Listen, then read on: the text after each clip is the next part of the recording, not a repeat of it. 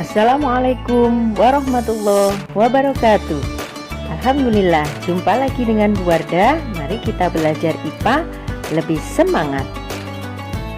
Hari ini kita akan belajar tentang struktur dan fungsi bagian telinga serta mekanisme mendengar pada manusia. Telinga adalah salah satu panca indera yang dimiliki manusia. Telinga berfungsi sebagai alat pendengaran sekaligus sebagai alat keseimbangan. Telinga memiliki 3 bagian yang memiliki fungsi yang berbeda. Bagian luar untuk menangkap getaran, bagian tengah sebagai penghubung telinga luar dan dalam, bagian dalam untuk meneruskan ke otak untuk diterjemahkan. Bagian-bagian telinga bagian luar, telinga bagian tengah, dan telinga bagian dalam. Bagian dari telinga bagian luar tersusun atas, daun telinga, lubang telinga, gendang telinga, dan kelenjar minyak. Sedangkan telinga bagian tengah terdiri dari tulang martil, tulang landasan, tulang sanggurdi, dan saluran eustasius. Telinga bagian dalam tersusun atas tingkap jorong, tingkap bundar, saluran setengah lingkaran, dan rumah siput. Silakan dilihat pada gambar bagian telinga luar. Daun telinga, bagian telinga luar berupa gelambir, fungsinya mengumpulkan dan menyalurkan gelombang bunyi ke dalam telinga. Organ telinga luar yang kedua, liang telinga. Saluran menuju membran timpani yang berfungsi membantu mengkonsentrasikan gelombang suara. Organ yang ketiga yaitu rambut berupa bulu-bulu halus. Fungsinya menahan dan menjerat kotoran yang melewati lubang telinga. Yang keempat, kelenjar minyak, bagian yang menghasilkan minyak. Fungsinya meminyaki dan menahan kotoran yang melewati lubang telinga. Kelima, yaitu membran timpani berupa selaput tipis, selaput gendang yang kuat. Fungsinya menangkap getaran bunyi dan menyalurkan ke tulang-tulang pendengar. Kita lanjutkan ke telinga tengah.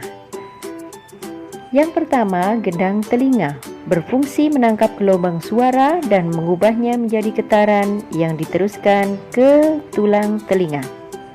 Yang kedua, tulang telinga terdiri dari tulang martil, landasan, dan sanggurdi. Berfungsi meneruskan getaran dari gendang telinga ke rumah siput. Yang ketiga, saluran eustasius menghubungkan ruang telinga tengah dengan rongga mulut atau faring, berfungsi untuk menjaga tekanan udara antara telinga tengah dengan saluran di telinga luar agar seimbang.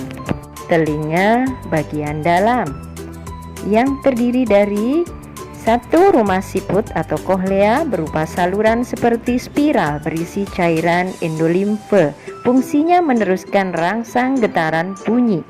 Yang kedua, organ korti, bagian kohlea yang peka terhadap rangsang bunyi.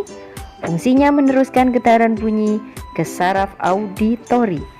Yang ketiga, kanalis semicircularis. Fungsinya sebagai alat keseimbangan tubuh. Yang keempat, saculus dan utriculus. Fungsinya menjaga keseimbangan tubuh. Bagaimana kita bisa mendengar? Akan Bu Wardah jelaskan. Yang pertama, daun telinga menangkap gelombang bunyi dari luar, kemudian diteruskan ke bagian telinga selanjutnya. Berikutnya, gelombang bunyi dari telinga luar diubah menjadi getaran. Getaran diperkuat dan diteruskan ke bagian telinga dalam untuk diubah menjadi impuls saraf.